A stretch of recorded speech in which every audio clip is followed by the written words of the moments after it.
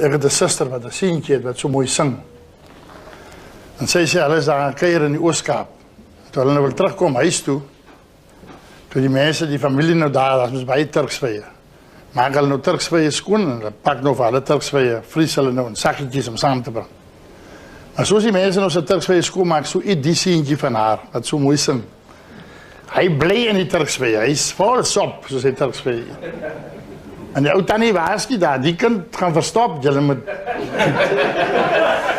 Dan vat hulle weer die Turksvye af by hom en dan vee hulle sy mondjie af en sy handjies en dan jaag hulle hom weg en maar die familie kuier gesels lekker. As hulle sien, hier die kind maar weer 'n Turksvye. En daai aan toe is dit nou so. Toe is hy nou verstop. Hy man, die mannetjie is ongemakkelijk, hy is nou maar so 3 jaar oud. En hy gee hom maar 'n seentjies in. En my suster sê, sy sit hom toe later op die potjie, maar nou, hy kerm. En sy sê vir hom, nou sit jy daar. En jy druk. En hy kerm en hy wil hier en hy wil... Sy sê, nee man, sing. Jy sing maar so mooi, terwyl jy sit, sing lekker vir mama. En maak jy die tyd so om. Nou hoor later, haar sing hy nou. Baba Jan, let me be.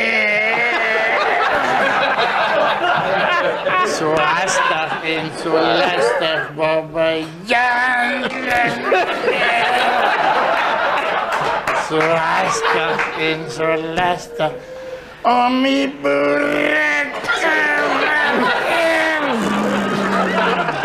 Hy sê, hoera,